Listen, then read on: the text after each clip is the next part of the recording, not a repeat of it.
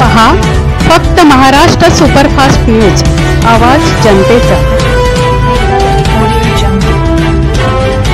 आज आपण आहोत नालासोपारा गव्हर्नमेंटमध्ये राज्य शिवाजी विद्यालय गव्हर्नमेंट नालासोपारामध्ये। आज या नालासोपारा नगरीमध्ये जे शिक्षणासाठी आपल्याला वह्या लागतात, पुस्तकं लागतात, शिक्षणासाठी काय काय गोष्टी लागतात ह्या गोष्टी लक्षात घेऊन आज Vipul sir Maharashtra Yadav charitable trust उपाध्यक्ष आहेत विपुल सरांनी जो कार्यक्रम राबवलेला आहे त्या कार्यक्रमाचे मदत आपण त्यांच्याकडून धन्यवाद साहेब। सर्वप्रथम जनता या वृत्तपत्राचे आज ठेवलेले आहे। तर मला एक नमूद करू इच्छितो की हा कार्यक्रम मी एका व्यक्ती चालवला नसून ही आमची जी मुख्य संस्था आहे त्याचं नाव आहे महाराष्ट्र यादव चॅरिटेबल ट्रस्ट। ही गेली 80 वर्ष असे कार्यक्रम अविरत राबवत आहे आणि त्यांचाच आम्ही एक छोटासा भाग ही वसई विरार शाखा आहे आणि त्या शाखेअंतर्गत आम्ही आमच्या पूर्ण कार्यकारिणीने पूर्ण मेहनत घेऊन हा आजचा कार्यक्रम राबवलेला आहे। तर तुम्ही गेल्या टायमाला जो वर्धापन दिन होता त्या वर्धापन दिनानिमित्त तुम्ही प्रोग्राम केला, त्या प्रोग्रामामध्ये नक्कीच ह्या मी जर सांगितलं की 80 वर्ष जुनी मुख्य संस्था आहे आणि या संस्थेचे पूर्ण महाराष्ट्रात 25 शाखा आहेत। त्यातली आमची वसई विरार शाखा ही जवळजवळ 17 वर्ष जुनी शाखा आणि या शाखेचा एक वर्धापनाचा कार्यक्रम दरवर्षी साजरा होतो आणि मोठ्या संख्येमध्ये समाज बांधव इकडे एकत्र येऊन एक मोठा जल्लोषात हा कार्यक्रम साजरा होतो आणि त्या कार्यक्रमामध्ये पूर्ण सहकुटुंब सहपरिवार महिला वर्ग असेल, लहान मुलं असतील, बालगोपाल असतील, सगळे दिवसभर आनंदाचे ते कार्यक्रम त्याप्रमाणे साजरा करतो। सर, मुलांचं जे शिक्षणाबद्दल हा जो तुम्ही किंवा माझ्या वाटलं शिक्षणाबद्दल लागणाऱ्या गोष्टी ज्या आहेत त्या तुम्ही मुलांना तुम्ही काय संदेश द्या की त्याच्यामध्ये ह्या ज्या कशा प्रकारे तुम्ही तुमचं भविष्य घडतं तर तुम्ही मुलांना काय संदेश?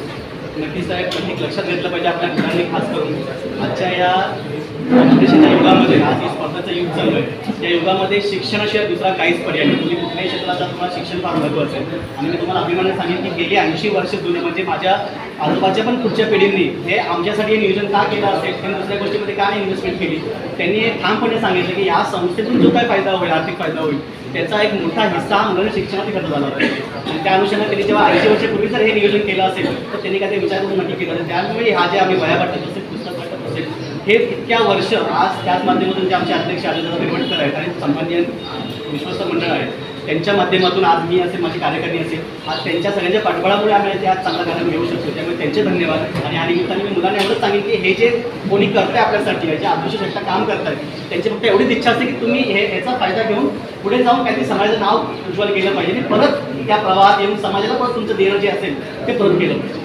तर तुम्ही ह्याच्याप्रमाणे ज्या ट्रस्टी आहेत ज्या समाज तर त्यांच्यासाठी तुम्ही काय सांगता? नक्कीच ही फक्त एकमेव संस्था नाही, अशा बऱ्याच छोट्या मोठ्या संस्था आहेत पण मी त्यांना नेहमी एक सांगतो की महाराष्ट्र चॅरिटेबल ट्रस्ट ही आपली शिखर आपण याला मातृसंस्था म्हणतो आणि ज्या बाकी संस्था आहेत त्या याच्या शाखा एक प्रकारे आहेत। तर भलेही आपण वेगळ्या संस्थांमध्ये जरी असलो तरी आपलं मूळ मात्र हे आहे, आपण विसरता कामा नये आणि शेवटी आपण एका समाजासाठी काम करतो त्यामुळे आपण सगळ्यांनी एकत्र मिळून काम करणं हे सगळ्यांना अपेक्षित आहे। आपण जाणून घ्या त्यांचं मनोगत।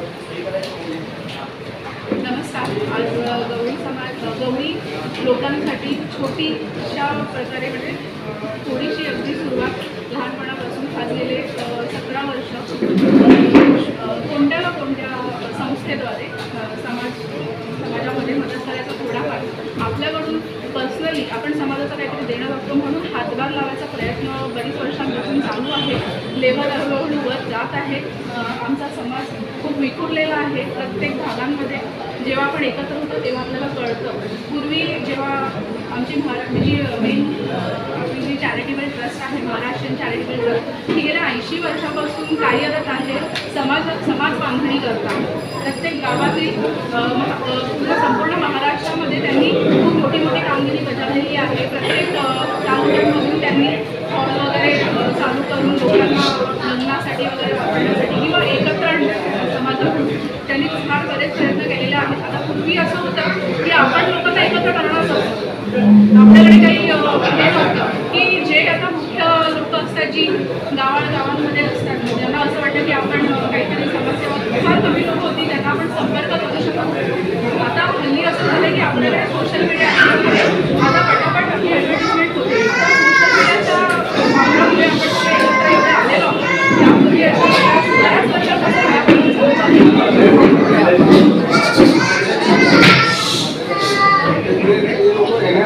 आणि त्यांना काय सांगायचं?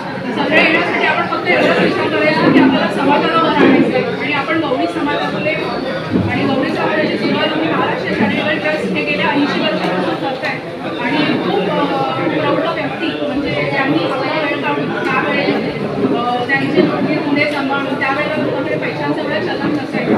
त्या परिस्थितीमध्ये त्यांनी लोकांना एकत्र घेण्याचा प्रयत्न केला. आता आपलं जनरेशन याने असतात मोठ्या लोकांचे विचार थोडे वेगळे असतात पण लहान मुलांना आमचं आणि त्यांच्यामध्ये पण पटणाऱ्या बऱ्याच गोष्टी आपलं पटतं किंवा आपला जो समाज आहे तो शिक्षण घेण्याच्या दृष्टिकोनाने खूप मागे पडत आहे. त्यांना बऱ्याच गोष्टी माहिती नाही की आपण शिक्षण घेतल्यानंतर त्याला किती खर्च करावा लागणार आहे आणि त्याच्यानंतर आपल्याला ते आउटपुट मिळणार आहे ते काय मला समाजाचा बराच मुलांचा जो ते बरेच मुलं आहेत जे शिकलेली नाही 12वी वगैरे करतात आपण बरीच मुलं आहेत जे शिकलेली आहेत आणि त्यांना त्याचा फायदाही होतो. पण मला असं प्रत्येक मुलगा प्रत्येक गौरी मुलगा हा कोणत्या